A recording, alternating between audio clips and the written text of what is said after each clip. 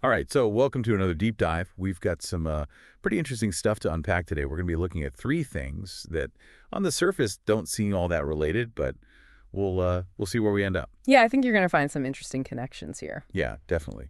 So first up, we've got this new immigration law, the Laken-Riley Act, right? Right. It was named for, well, the 22-year-old student that tragically was killed while she was out jogging, and the person convicted was an undocumented immigrant from Venezuela. Yeah. And This case really set off this national debate about immigration and crime and yeah, I remember that. It was all over the news. And this Laken-Riley Act, it seems like that's a direct result of all that, of that whole case. it really is. It basically requires the Department of Homeland Security to detain any undocumented immigrant if they're charged with or convicted of a pretty wide range of crimes. We're talking, theft, burglary, assault, especially on law enforcement officers, and of course, anything that resulted in, well, death or serious injury. So, like, they're really trying to crack down here. Absolutely. And it even gives state attorneys general some serious power. They can actually sue the federal government over release decisions and even push for visa sanctions against countries that refuse to take back deportees. So there's this whole, like, international component to it, too, huh? Oh, yeah, definitely. Wow.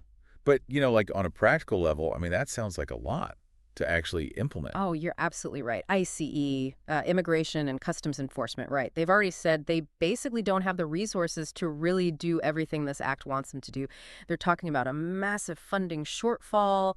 They'd need something like 110,000 more detention beds just to even have a chance of holding all the people this law is supposed to apply to.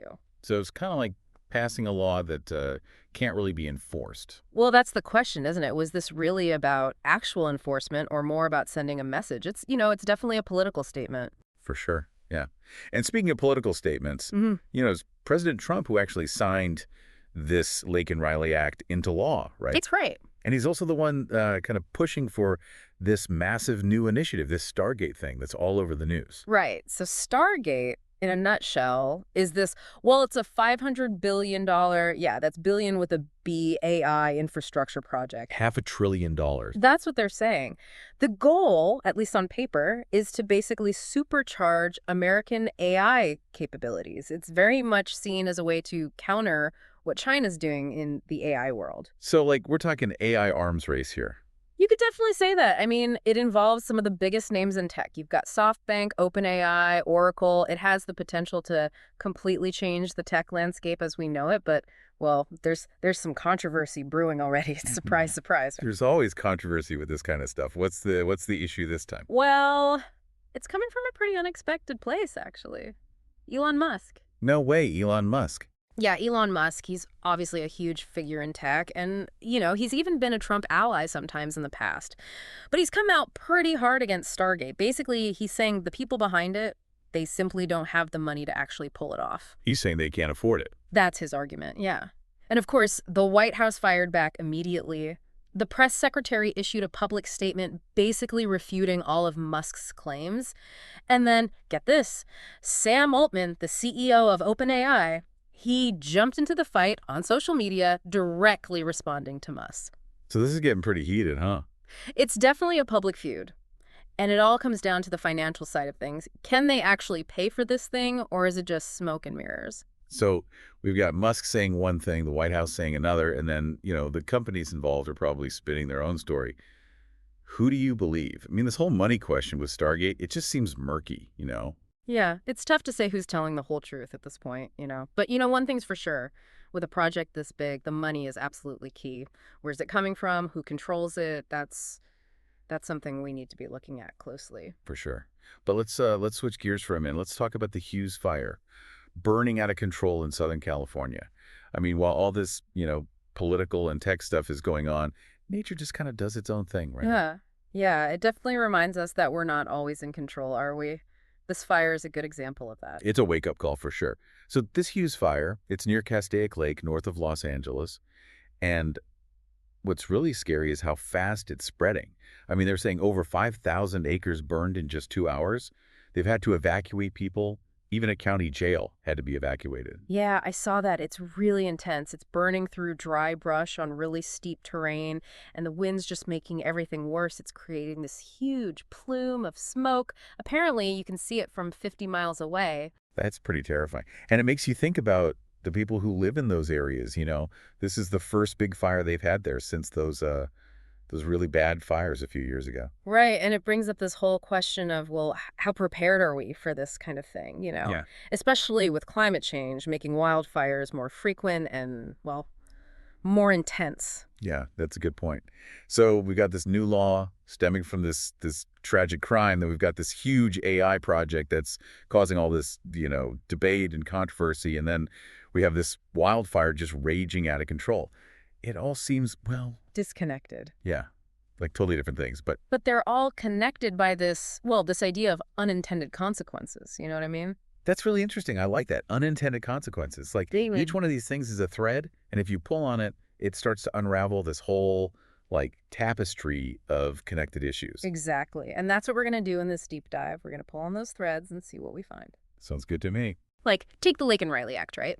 The goal was pretty clear, address people's concerns about crime and undocumented immigrants.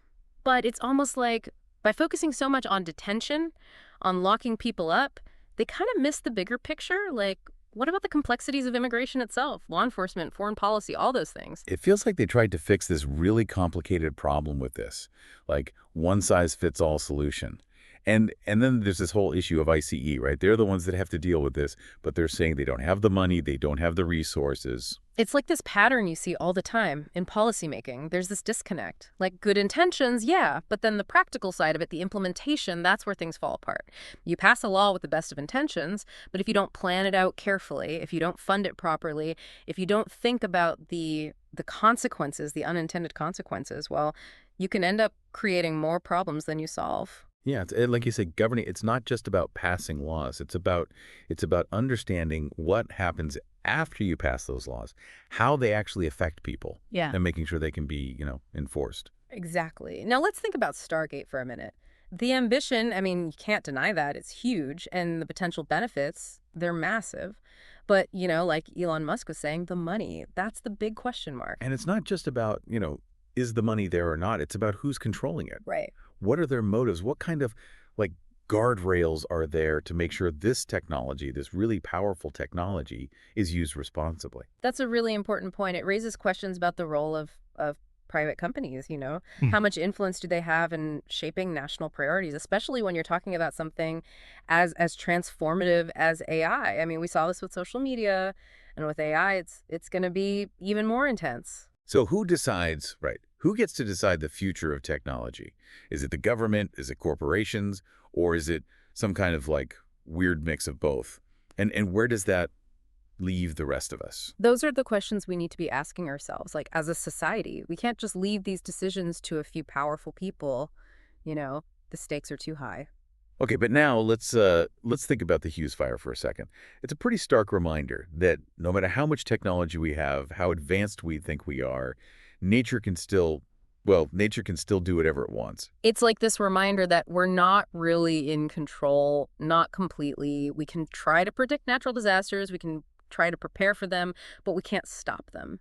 And with climate change, they're becoming more frequent, more intense. It's like this like small scale version of a much bigger problem. It forces us to really look at climate change, right? And think about solutions, think about how to adapt, not just react after the fact. Yeah, it's definitely a call to action. We can't be complacent about this stuff. Protecting the planet, adapting to change, it's got to be a priority. So it's like we're being tested on all these different fronts, right? Right. Socially, technologically, environmentally. It's all happening at the same time. And how we respond to these tests, that's going to determine what the future looks like. Okay, so we've got these three things, right? A new law, this huge AI project, and this wildfire. And they seem separate, but when you look closer, they're all connected, right? They're all asking the same questions about power, about responsibility, about the choices we make as individuals and as a society. And it's interesting, they all involve this element of uncertainty. With the Lake and Riley Act, we don't know how it's actually going to work, what the long-term consequences will be. And with Stargate, we don't know if it's going to succeed, what kind of impact it'll have on AI globally. And with the fire, Well, we don't know how bad it's going to get or what we're going to learn from it. It's like we're standing at this crossroads, and every path forward is like covered in fog. But even with all that uncertainty, there's this opportunity, a chance to learn, to grow, to make better decisions, to be more informed, to be more ethical.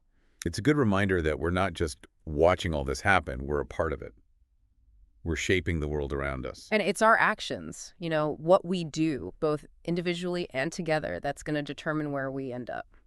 So much to think about here. I mean, for everyone listening, right? What does all this mean for you?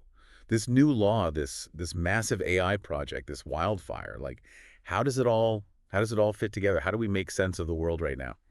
Honestly, I think the biggest takeaway here is that critical thinking, it's more important than ever. Like, we're just drowning in information these days. It's coming from everywhere. Yeah, it's overwhelming sometimes. It really is. And it's so easy to just, get caught up in the headlines, the emotions, the arguments that just like divide people. But but these events, they remind us to step back, to question what we think we know, to look at things from different perspectives and Mhm. to try to see the connections, the underlying So it's patterns. about connecting the dots, seeing the bigger picture, Yeah. right? Understanding how all these events and everything else that's happening is shaping the world we live in. Exactly. And that means being willing to engage with complex issues, resisting those easy answers, and being open to the possibility that we might be wrong sometimes. Yeah. Yeah, being wrong is, well, it's not fun, but It's part of the it process. is. It is. If we want to actually like solve problems, the challenges we're facing, we can't be afraid to be wrong. Right. We got to be willing to learn and grow.